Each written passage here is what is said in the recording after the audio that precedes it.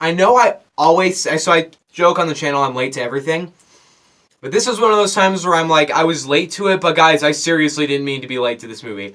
I've wanted to see this movie for like months, and it just didn't come to me till today. I am sorry I saw this movie as soon as I possibly could. Now I've finally seen Jojo Rabbit, let's talk about it. Here comes the money. Here we go. Money talk. Here comes the money. Money, money, money, money. Dollar, dollar. Dollar, dollar. Jojo Rabbit. Finally. So Jojo Rabbit is a film directed by Taika Waititi, director of Thor Ragnarok. I think this guy is one of the best directors working today. Essentially, this film is a film that takes place in Nazi Germany. Okay, so we're already Taika Waititi in Nazi Germany. And it's about a kid named Jojo and his struggles in there in Nazi Germany. And he finds a Jewish girl in his house who's been living there. And it's about him learning the horrible ways and not. It's essentially an anti-hate satire that's like somewhat of a comedy, but like it's a lot more emotional than that. And I'm already reviewing it. Let's just talk about it. I think it's pretty obvious already. This was one of my most anticipated films of the entire year. I love Taika Waititi, and it wasn't just that reason. Like, I love the director. I think he's amazing. I absolutely loved the heck out of Thor Ragnarok. What a fantastic movie. But I really like... I wasn't just excited for this one because Taika Waititi. I loved the trailers. I loved the marketing. The reviews were really good. Overall, I've just been so excited for this film for the past many months. And I was really disappointed because I thought it was coming October 18th. I was so disappointed when it just didn't arrive that weekend. Like, it only went to 5 theaters that weekend. Next weekend, nothing. Next weekend, nothing. Finally, this weekend, it came out. So I'm really upset about that. Limited release things. I have a limited theater in my town. I ended up going to a more multiplayer. It's gone more wide this weekend. I don't know if it's officially wide this weekend. I think it is, actually. I don't know.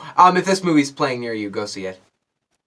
Okay, first off, let me just say, the acting in this movie is incredible. I think that this movie has some of the best acting I've seen this entire year. I loved Taika Waititi as Hitler. He was constantly hilarious.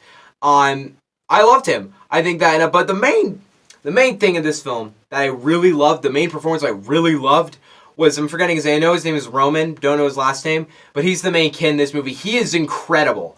I've barely ever seen child actors this compelling and amazing. He gave the comedy great. He gave the emotional beats great. I cared for his character. I never thought, oh, that's bad child acting. It was always fantastic. All the other child actors in the film, well, there aren't that many. Whenever they are on screen, they're also really good. I really liked, I totally forget her name. She's a really good actress. She's in a lot more films now. She's the Jewish girl inside of his house. She was amazing in this movie as well. She was constantly entertaining. She was a really likable character. This movie has some of the best acting I've seen this year, and this is one of the best movies I've seen this year. No crap, this movie I've been waiting for months, and it did not disappoint in the slightest bit. Let me reverse what I was saying because the camera stopped. Again, I hate that. I loved every second of this movie. Like, I've been hyping for this movie for months, so no crap. But this movie did not disappoint in the slightest. This movie is hilarious. It's heartfelt. It's entertaining, but also really emotional. I genuinely can't recommend this movie enough. I know people have been hyped for this movie for months, but oh my god, see this movie right now. It is one of the best I've seen this entire year. And I know some people don't have it playing near them, but once it does play near you, run to that theater and just watch it.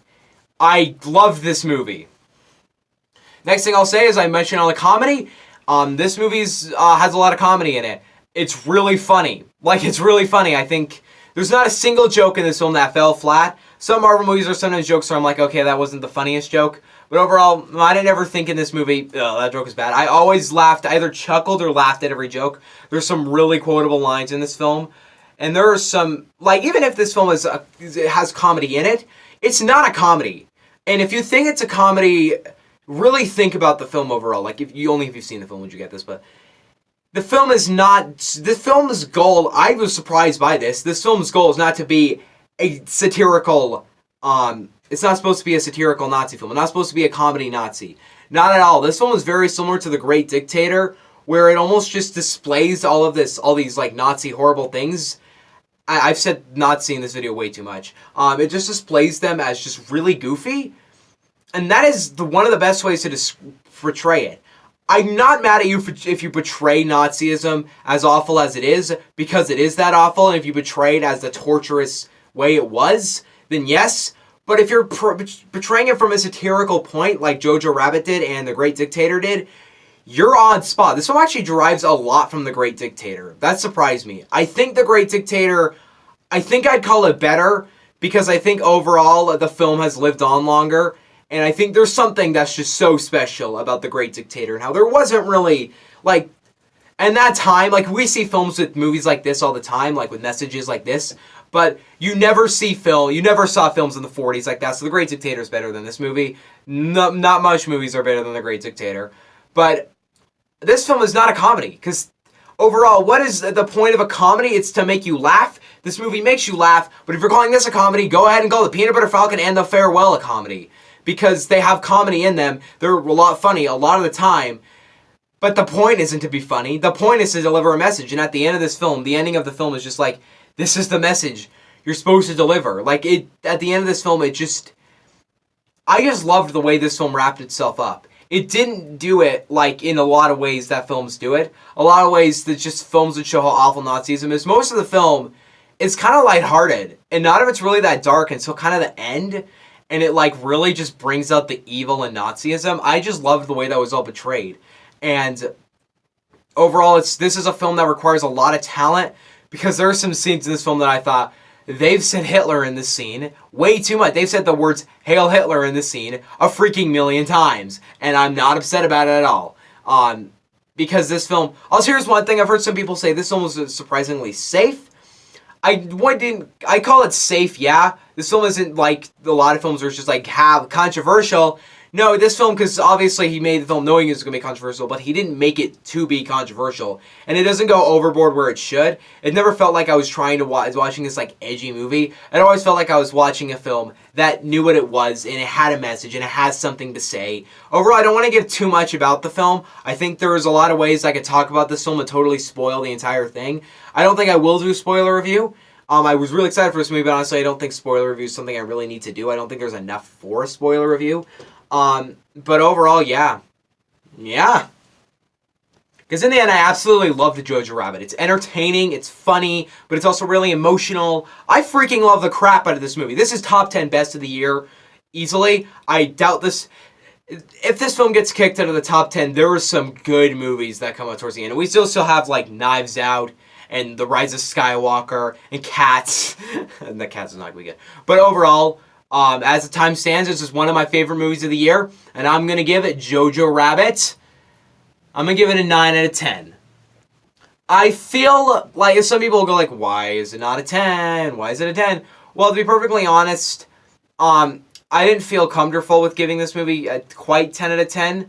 I just didn't feel exactly comfortable with it. I love the film. I think it's an absolute amazing movie. But the film... I feel like I give 10 out of 10s a bit too easily. This is the closest film of any film that's below a 10 out of 10. This film is the closest this year to getting it. But overall, I could move this movie up to a 10 eventually. Just for now, I'm like, yeah, it's not quite 10 out of 10 tier, but very few films are 10 out of 10 tier. And as it stands, it's a 9 out of 10, and it is definitely top 10 best of the year. Not low on that list at all. I'm not being sarcastic. It's not low at all. I'm going to give some new things coming up, because there's some new things coming up. I'm just going to go over reviews that are coming up midway, hopefully. I'm not sure yet. Midway review tomorrow.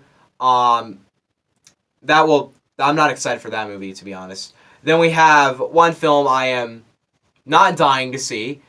Wait, what was I saying? I'm not excited for Midway, just saying. And then next weekend is freaking Ford v Ferrari. I can't wait. I'm so excited for Ford v Ferrari. Then the weekend after... is A Beautiful Day in the Neighborhood and Frozen 2. I'm way more excited for A Beautiful Day in the Neighborhood, but I'm so excited for Frozen 2. And then it's Knives Out. Oh boy, I can't wait. I also have some other upcoming shorter reviews. I am planning to watch the Netflix film Lionheart as soon as I can. I try and find time soon. And I saw this Netflix film. I recommend everybody go watch it. It's called Drive. Not 2011, nope. It is one of the most incompetent films I've ever seen. I'm going to make a full-fledged review for it. It's going to get its own review. It is so bad, and it is hilarious. Definitely wait for that coming up probably tomorrow. See you guys next time. Bye.